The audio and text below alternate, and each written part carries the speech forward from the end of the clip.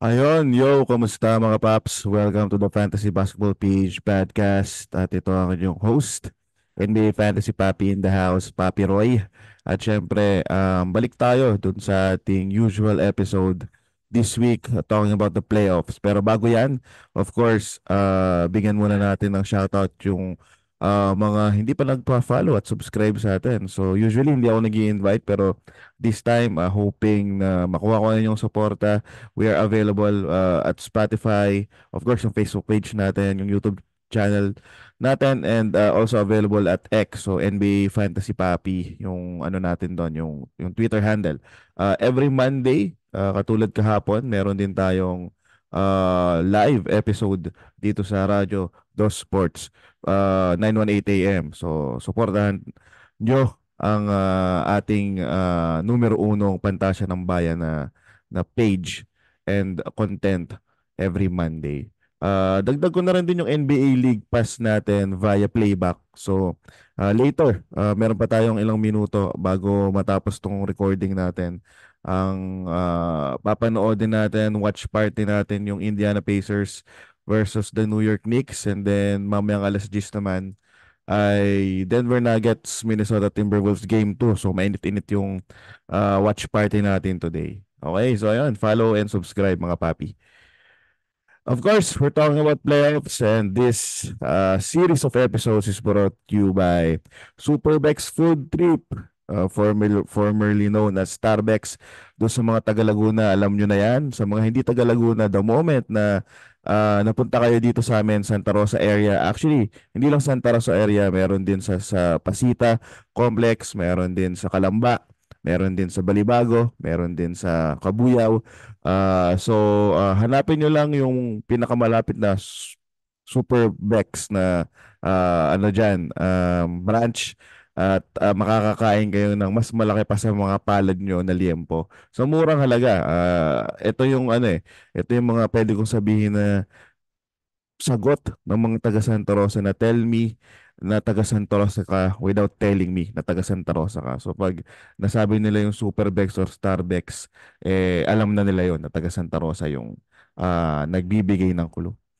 So aside dun sa spicy liempo, available din yung bangos, sisig, tapa at tocino. So ayan mga paps, lagi-lagi tayong pinapakain ng liempo nung, nung kaibigan natin.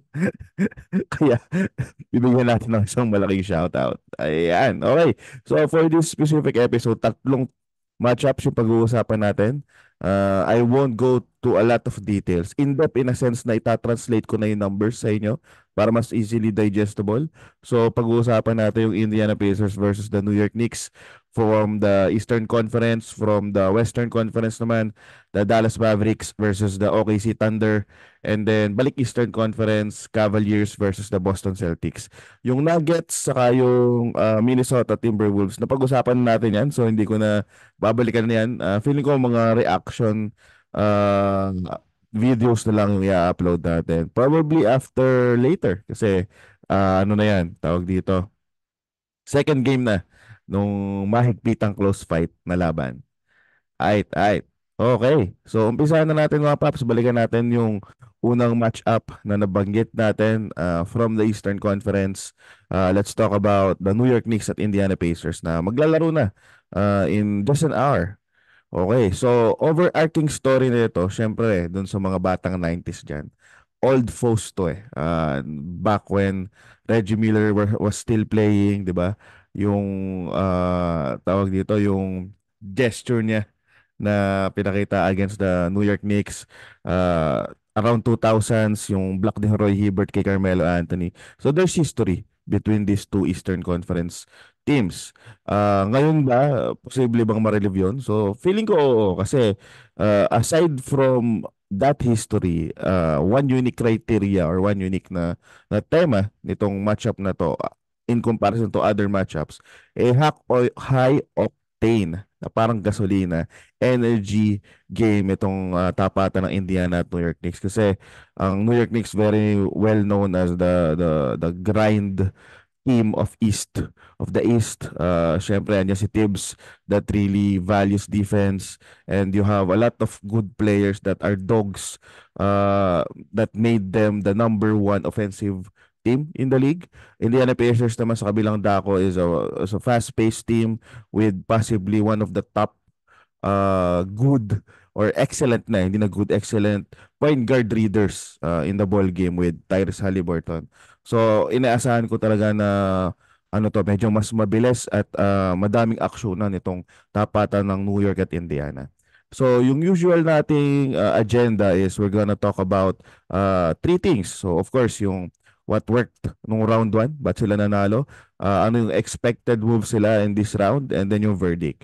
So what worked in round 1? So quickly lang for the New York Knicks, they were against the Philadelphia 76ers. Personally, in-expect ko talaga didikit yon to the point na Game 7 siya pero hindi siya natapos ng Game 7. Nung una kung 100% healthy si Embiid, feeling ko medyo posibleng mag-lean ako sa Philadelphia 76ers. I just thought Joel Embiid was the best player dun sa matchup na yon. Pero again, hindi siya 100%. And of course, grabe yung pinakita ng New York Knicks. And Jalen Bronson, at the end of the series, was the best player of all the players dun sa matchup na yon. And buti na lang, ang assumption natin doon is New York Knicks in 7. Hindi lang natin nakuha yung tamang number ng games. Bakit New York Knicks? Ayun, again, it's not a healthy Sixers. Though they aren't gonna play like a last seed. Kasi bago ma-injury si Joel Embiid, they are in the top 5 actually, or top 3 pa.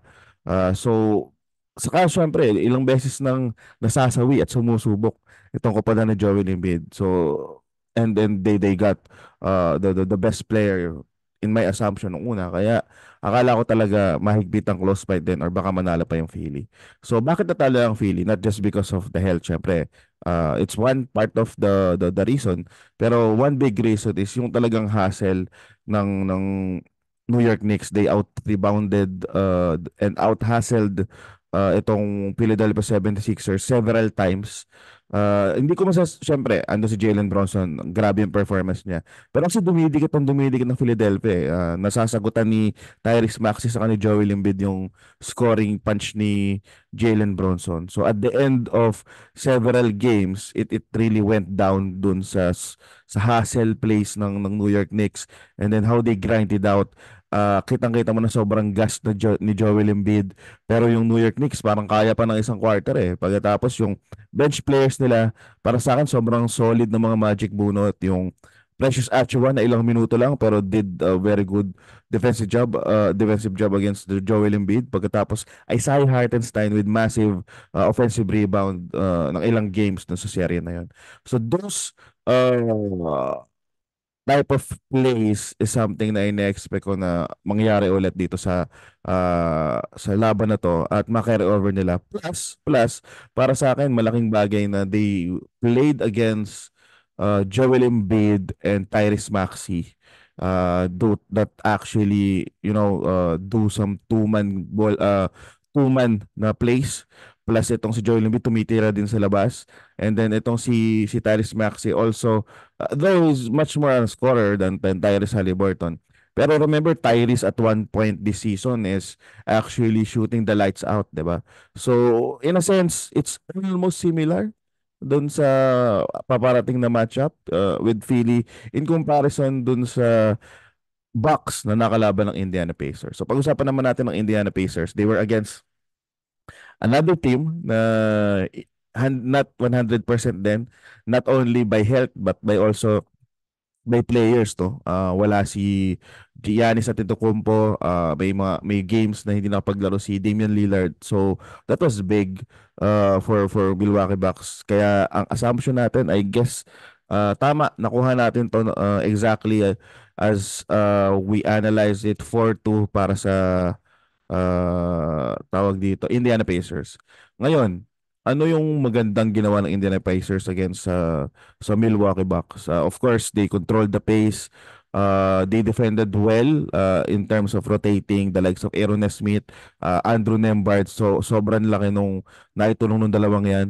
And then last game, TJ McConnell helping out, establishing yung momentum nila Yun yung parang nag-seal ng deal eh. So imagine, almost 40 points off the bench, 'di ba? In a game against a team na kulang pa sa players. So sobrang laki nung naitulong ni Obi Toppin sa ni Aaron Nesmith doon. There were games na nagpakitang gila si Siakam. I guess there was a back-to-back 30-point game na na-highlight nga din na I think nagawa niya na hindi niya napapansin doon sa interview niya no, kinausap siya na oy, ganun pala yung scoring ko. Pero that acquisition was big kasi they have a different dynamic aside doon sa usual two-man game ni Tyrese Haliburton at Miles Turner. And speaking of Miles Turner, he actually shoot the lights out against the Milwaukee Bucks. So it's something na kapag na-replicate niya, it's going to be a problem for the New York Knicks. So that happened during round one. And what do I think is gonna happen and what are the key moves and adjustments na gagawin ng dalawang team na to?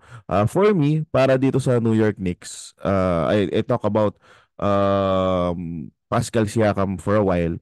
So I guess yung kakampi niya from Toronto, si Ojo Anunoby, needs to step up. I think siya yung magiging matchup ni Pascal Siakam. I think he's a better defender than Pascal Siakam. If he can front Pascal Siakam, it's going to be better kasi Pascal Siakam is stronger, obviously.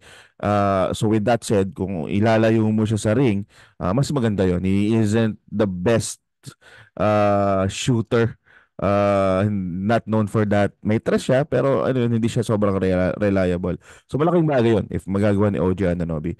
On the flip side, kung magbabantayan talaga sila, OG Anunoby is faster. He can actually drive. So nakita niyo yung dakdak niya nung isang game sa Philadelphia 76ers that was against, di ko natanda kung against Joel Embiid yun eh. Pero it just shows na he can slash. So, malaking advantage siya kay Pascal Siakam. Of course, there are aspects na lamang si Siakam. Again, sabi ko nga kanina, he's much stronger. So if it's in the post, mahihirapan itong si OG Anunoby. Posible. Pero again, it's going to be a good matchup against the former teammates. So sa side ng New York Knicks, I think OG needs to step up para mabalanse yung uh, offensive weapon ng New York Knicks against the Indiana Pacers. Kasi naniniwala ako na para tong ano tama yung mga sinasabi ng mga ibang sports analysts. It's almost like a old a new generation Allen Iverson Sixers team dati wherein nakaasa ka sa isang guard talaga nakatulad ni Jalen Bronson. Of course yung players around Jalen Bronson essentially I think is more skilled and better than nung sa mga kasama ni Allen Iverson back then. Big man pa lang malaki na yung diferensya eh. Pero still yung iisipin nyo, the moment na ma-shutdown mo, if ma-shutdown ng Indiana Pacers si Jalen Bronson or at least ma-slow down nila, nahihirapan talaga ang New York Knicks to, create plays or score. Of course, nandyan si OG Anunoby, sabi ko nga kanina, and then nandyan sila Dante DiVincenzo. Pero hindi kasi sila known for scoring eh. Wala pa si Bojan Bogdanovic, which is usually their go-to scoring guy off the bench, 'di ba? So yun yung mga magiging problema ng Knicks kung sakaling masya-shutdown si Bronson. So with that said, ano ang kailangan dapat gawin ng Knicks? Suportahan lang si Bronson. Kailangan hindi mapagod basta-basta si Bronson to create better plays. They've already did a good job against the Philadelphia 76ers. It was against the likes of Nicolas Batum, Joel Embiid na palitan and Kelly Oubre. So I think they can do that as well against Aaron Smith.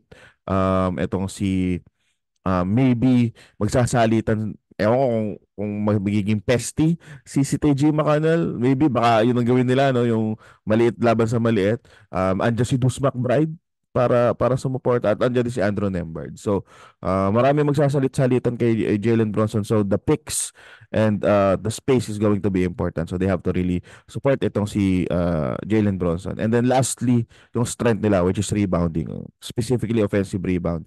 Kontrapero sila ng Indiana Pacers. Indiana Pacers does not rebound very well, especially if you have someone like Miles Turner always on the outside, no? So yun talaga yung magiging unless mahulog din yung Miles Turner, syempre it's a different story. Pero rebounding wise, malaki ang advantage ng New York Knicks in the past. game they fought each other during regular season. May game ata na minama talaga ni Mitch Robinson tong Indiana Pacers. So, Mitch Robinson, Isaiah Hartenstein, Josh Hart is going to be big. Okay? So, yun yung tawag dito. Nakikita kong advantage ng New York Knicks. In the Pacers, on the other hand, sabi ko nga, kung malalaro ni Hali yung performance niya before the All-Star game, solid yon. If they can find a way to make kasi posibleng i-push ng ano i-push din ng ng New York Knicks itong si Halliburton baka bigla kang uminit So I'm expecting Donte DiVincenzo and sino pa bang pwedeng humalili diyan? Deuce McBride and of course Josh Hart na magpalitan naman nabantay i-cover nitong si Halliburton. So tingnan natin how would Halliburton react with adversity. It's going to be tough for this para sa akin ano siya baguhan para sa playoffs.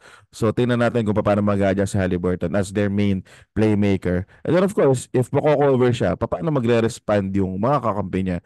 Aaron Nesmith may mga games no regular season is sometimes shooting well, medyo streaky siya, pero maraming instances na sabaw So, again, yung acquisition ni Pascal Siakam, it's going to be big. So, kapag na-cover si Halliburton, they have to really make some plays for Pascal Siakam. If Miles Turner uminit sa labas, it's going to help kasi it's gonna create space. It's gonna pull in the bigs, di ba? So, yung mga bagay na yon, it's almost konektado sa isa't isa. And I think it's going to be tough for the Indiana Pacers. Pero looking at how the players are spread in terms of bench and starters, almost match sila So kung meron kang Deuce McBride off the bench, sa kabila meron kang TJ McConnell So maganda talaga yung balance ng matchup nito. Kaya in-expect ko na high octane yung bakbakan nito. Pero verdict natin, despite what we've talked about, I just think there's a big advantage in terms of uh, familiarity dahil natalo na nila yung Philadelphia 76ers na masasabi ko na pyesa wise almost similar in a sense, mas malapit. So it's almost just tweaking some of the what was effective during that ball game. Plus malaking bagay yung rebound. So with that said, I'm thinking this is going to end up New York Knicks in 6. So yun yung verdict natin. Um, Pinag-isipan ko mabuti kung talagang sobrang didikit yung Indiana. I just think medyo hindi pa rin sobrang nagkakaamuyan si Siakam sa si Halliburton since bago pa lang sila this season. Bata pa ang Indiana Pacers. They just actually promoted si Aaron Nesmith to be one of their top defenders. Not saying na those are bad moves, but it's more of like gaano sila ka-cohesive. So question mark sa akin yun. Posibleng mali ako, pero dahil nung pinagbangga ko yung dalawang teams na to, mas madami yung question mark para sa Indiana Pacers. So that's the reason why uh, New York Knicks tayo. Ay. Okay. So next naman natin, punta na tayo sa Western Conference. So yung number one ng West naman pag-usapan natin, no. OKC versus Dallas. Ito yung pinakamahirap para sa akin. Kasunudan siya nung Denver Nuggets sa Minnesota. Kasi yung Denver Nuggets sa Minnesota, it can go either way. Parang meron lang kung napakinggan niyo yung sinabi ko, magkakatalo yan sa sa health din talaga nung Denver Nuggets, specifically si KCP and of course si Jalen Bronson, kasi if they aren't playing 100% doon sa higpit ng depensa, kita nyo natalo na nga sila sa game 1 in their home court uh, malaking problema yon. Ngayon magre-respond sila, of course alam na nila kung ano yung ginawa ng Minnesota, they have to respond. Dito naman sa OKC Dallas, almost the same kasi siso battle siya parang pyesa wise, uh, almost match sila at almost magkakontrapelo. Pero more on match more on yung almost similar pieces yung maglalaban. So ang overarching storyline na nakikita ko dito is MVP candidate versus MVP candidate. So that's gonna be SGA versus Luka Doncic. And almost na maging 2v2 na rin to. Parang J-Dub and SGA versus Kyrie Irving and Luka Doncic. Kaya yun yung talagang nag-push sa akin ay halos parehas sila. May mga difference sa defense and sa mga piyesas na nakapaligid pero almost similar talaga. Kaya sabi ko nako, may hirapan akong basta-basta mamili kung sino yung mananalo dito sa dalawang team na to. What worked for round 1? OKC, quick na assessment natin doon. Wala, outmatched lang talaga yung New Orleans Pelicans. They were, well, I guess it's the benefit of being number one eh. So I can say na they were lucky enough to do that. Pero pinaghirapan naman yung number one eh. That goes as well with Boston, di ba? So hindi ko masisisi yun. Pero I think hindi sila na-challenge doon sa Pelicans na yun. Binabasa ko since April 5 ata or hindi ko na sure they are unbeatable. So extended from regular season up to postseason, hindi pa sila natatalo. So on a winning streak itong OKC. So yun, wala akong masasabi. At least mamaya mas madami akong masasabi in terms of what I expect dun sa round na to. Doon naman sa Dallas, ano yung na capture natin dun sa laban against the Los Angeles Clippers. Um, Pwede ko masabi na part of it is because of sa kakagawan din ng Clippers, no? Alam mo yun, wala si Kawhi Leonard and then wala yung players nila like Harden and PG-13 has tendencies to be the type of player that who played game 6 wherein alam mo yun, yung parang hindi talaga sila basta-basta nag-step up eh.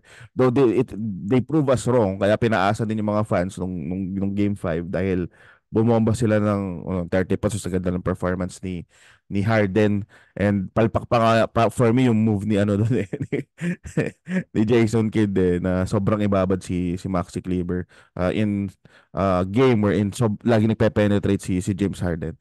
So they should have learned about that na pwedeng makarry over dito sa laban na to kasi they have Dan Gafford and they have Derek Lively. So ang laking improvement ng defense ng Dallas. This is a different Dallas team in comparison to the last few seasons. Dati malaking problema nila yung interior defense, malaking problema nila yung rebounding kasi walang kasama si Luka eh.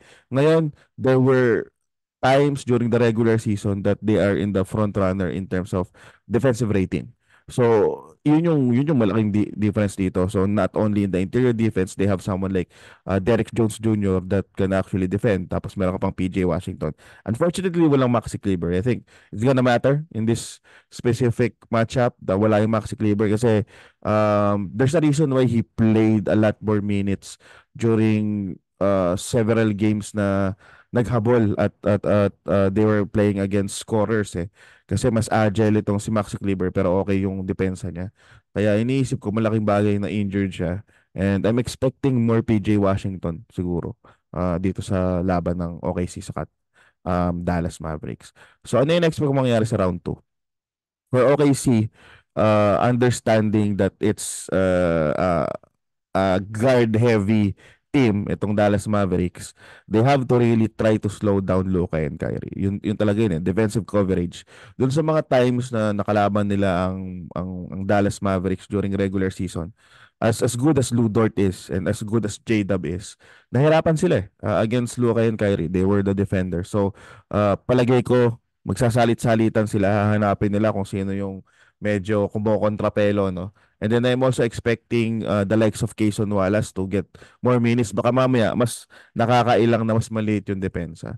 Pero I think yun yung malaking bagay. Kasi if J-Dub and Ludort, especially Ludort, can do something about it, malaking bagay yun. Nakita nyo naman kung ano nangyari sa Dallas kapag hindi nakaka-score si Luka. Talagang salitan yung dalawa eh. Someone is saving the other. Uh, Dumidikit lang sila kapag hindi maganda yung performance ni Luka pagkatapos si Kyrie naman. Kapag si Kyrie naman yung hindi maganda yung performance, si Luka naman. Pero at least in the past series, si Kyrie talaga yung step up eh. It wasn't the bestest performance of Luka despite yung scoring kasi ewan, lalo na yung game 4 para siyang tinatamad nun eh. Actually, game 4 pa yung game 5 pala. Tapos early fall trouble pa. So it's going to be big. And speaking of foul trouble, that goes as well with their big man, Derek Lively and Dan Gafford.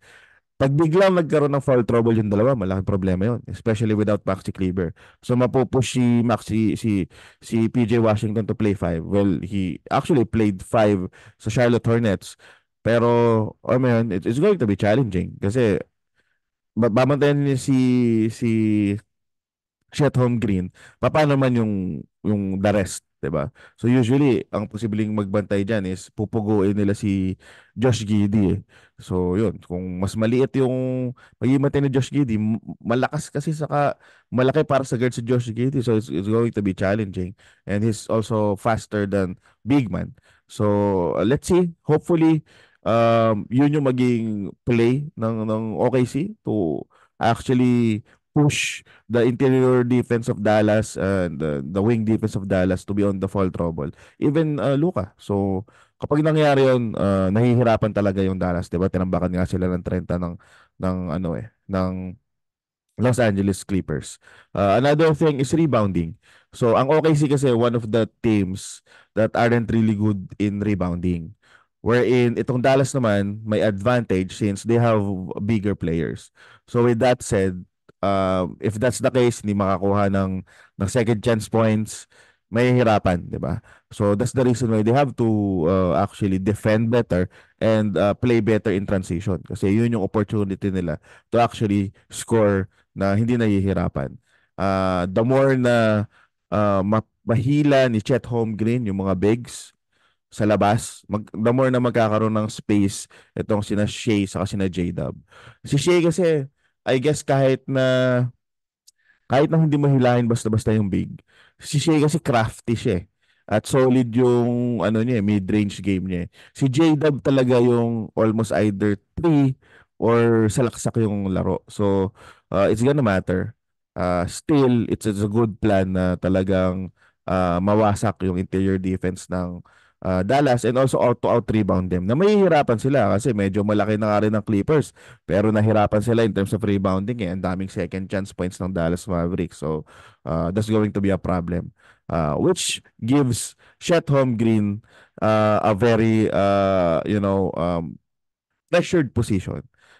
Naniniwala naman ako na totoo na bakbakan sila na Wemby, IQ-wise, alam mo yun, the usual. Pero, of course, bias ako. Pero alam ko naman lahat kayo would agree that Wemby is still individually better than Chet Holmgren. Pero ang point ko lang kasi, there are just a few players in the game. Nabanggit nga to ni JJ Redick a couple of days ago dun sa napanood ko sa kanya na ang na ilan lang yung din mga players na kayang dumepensa ng dalawang tao at the same time, 'di ba? And of course, andyan si Wembanyama, andyan si Rudy Gobert, nabanggit din nila si Bam Adebayo. And I think dapat nasa listahan din si Chet Holmgren. Uh, Totoo ba yun o hindi? Yun ang malalaman natin sa series na to. Kasi he has to be better not only in the offense but definitely in the defense kasi siya yung makikipagsabayan eh.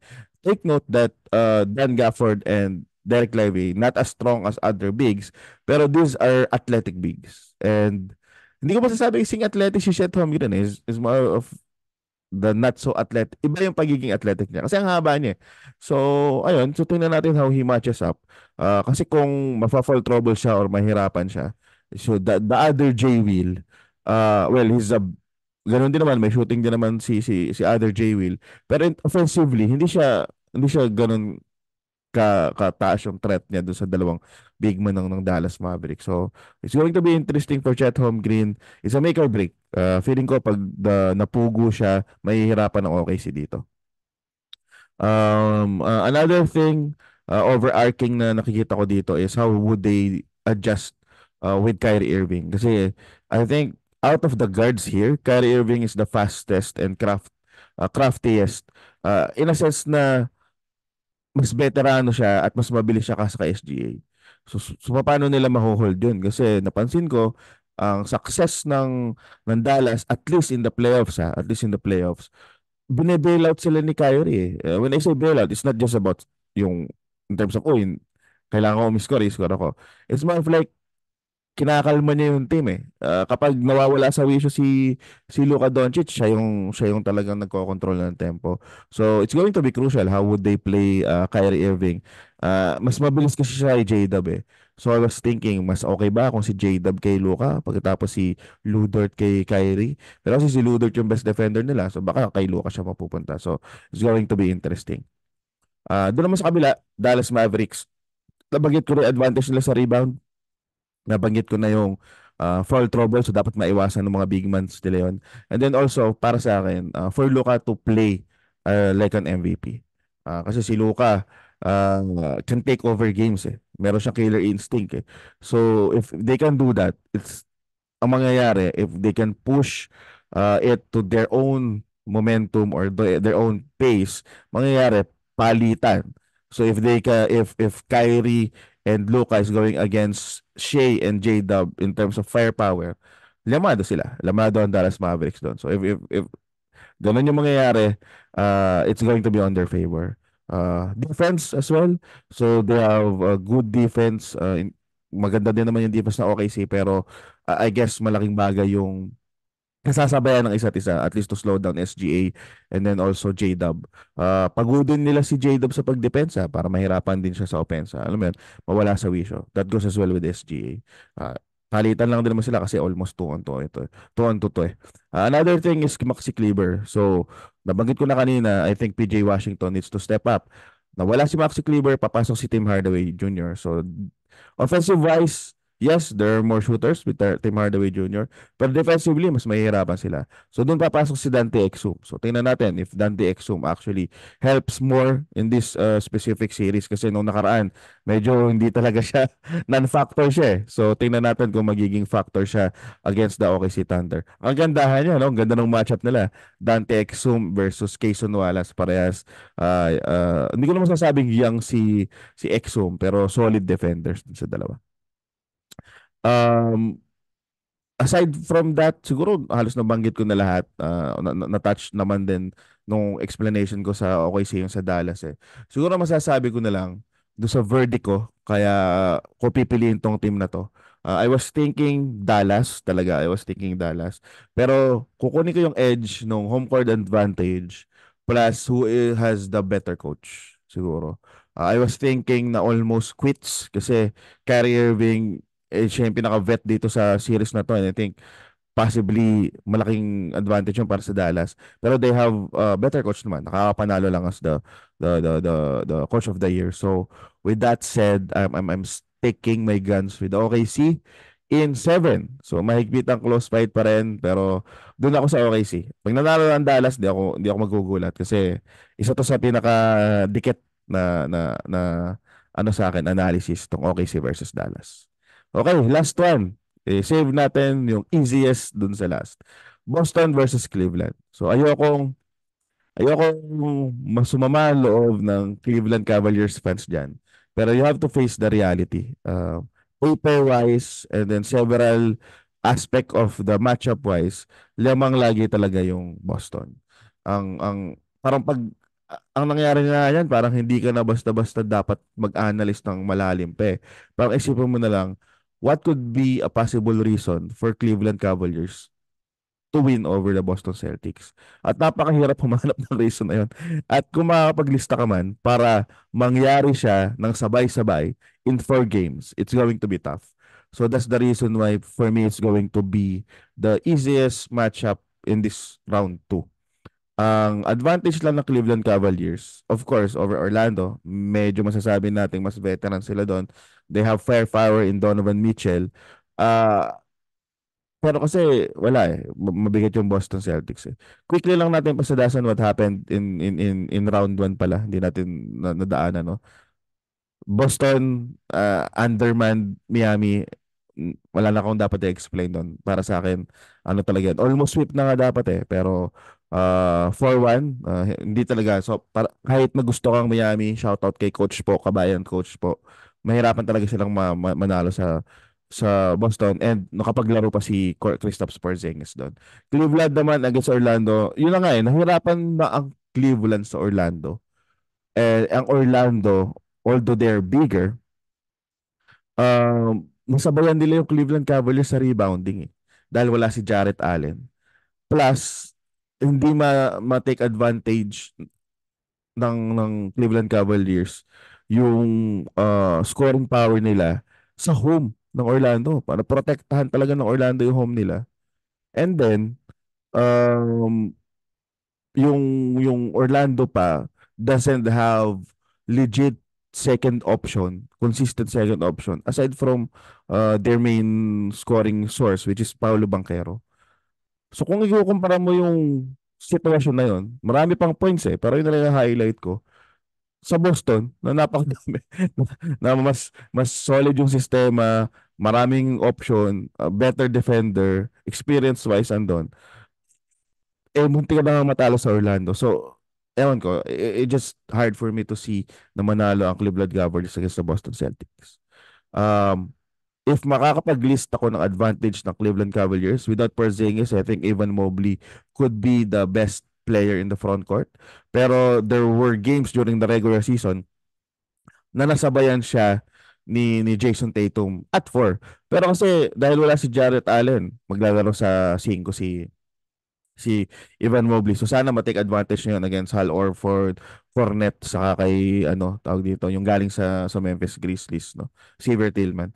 Um, doon naman sa case ni Jarrett Allen, if he plays, magiging big deal ba? Posible kasi at least they're bigger and then mas magiging dynamic yung two-man game kasi itong Cleveland Cavaliers, they are actually leaning more on two-man game set plays eh. Almost laging pick and roll. So they have a better chance, I guess, kung kompleto yung Twin Towers nila since yun yung konting butas ng Boston Celtics. They are better defender than the Orlando Magic. So I guess baka magawa nila yung ginawa ng Miami Heat. Ma-push nila yung Boston Celtics na malasin or uncomfortable with their shots since they can actually shoot as well. They have Max Strus, they have Donovan Mitchell, and then yung kanilang secret weapon si Dwayne Wade, diba? Na talagang merong regular season game na umiinit itong si Dean Wade eh. So, and even Carlos Levert off the bench, bigla-biglang umiinit yan. So, let's see if that's gonna happen. And sa Boston naman, kailangan po bang explain? They're too much eh. Kung ano yung explanation natin ng past round, feeling ko makikiri over lang. Ang wala lang kasi si Porzingis. So yung mga nabanggit ko kanina, sina Tito Al, they have to step up. And then I can see actually a smaller lineup para dito sa Boston Celtics. They are still gonna shoot threes. They are still gonna defend well dun sa backcourt nila with Derek White and Jrue Holiday. And then, yun pala, isa sa mga nalimutan ko, I'm expecting better year series for Jrue Holiday. Medyo sabaw siya last series. So this is a good moment na magpainit siya ng silinyado. So with that said, ang naging problema ko dito is, sweep ba sila? Kasi kayang sweep ng ano to eh, ng Boston Celtics eh. Pero just because of yung konting butas ng yung Evan Mobley and possibly if Jarrett Allen plays, and then malay mo magkaroon ng grabing game si Donovan Mitchell, sobrang uminit siya. Not saying na si Garland walang kakayahan na gawin yon. Pero kasi if you look at it, for sure, baka magsalitan si Derek White and si Jrue Holiday kay Garland eh. In terms of playing against good defense, mas experience si Donovan doon. At mas bakaw siya. So, pag yun ang bumulusok, hopefully magsabay sila. Baka makaisa.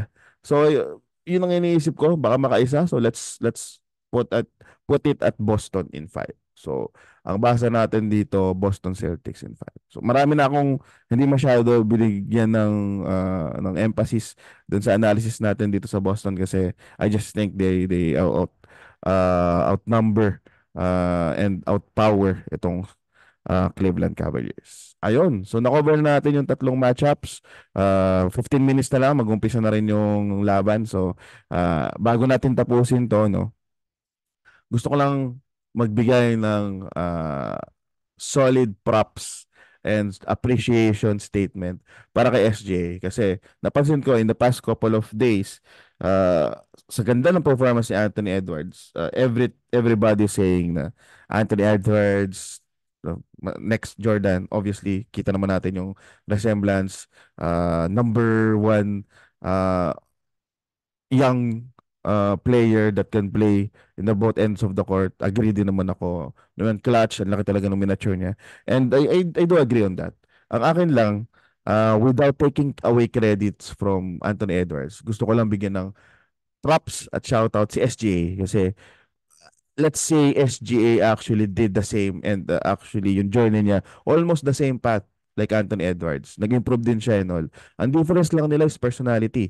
Kasi laid back itong si SGA, samantalang itong si Anthony Edwards, iba talaga yung swag niya, which personally gusto ko din talaga yon. And I guess most of our fans kayo also like that for Anthony Edwards, and he's fun. He's a student of the game, and nandun din siya doon sa movie. Si SJ wala. Tao ng Hassel, no? Shoutout doon sa mga nag-share ng post natin sa Hassel. Medyo nag-ano siya, na-share siya ng sobrang dami. Pero yun, so big props kay SGA, currently MVP, top 3. So, it's an achievement. Feeling ko na-overshadow siya ni Anthony Edwards. Hopefully, magparamdam siya against the Dallas Mavericks. For me, dikit 'yon.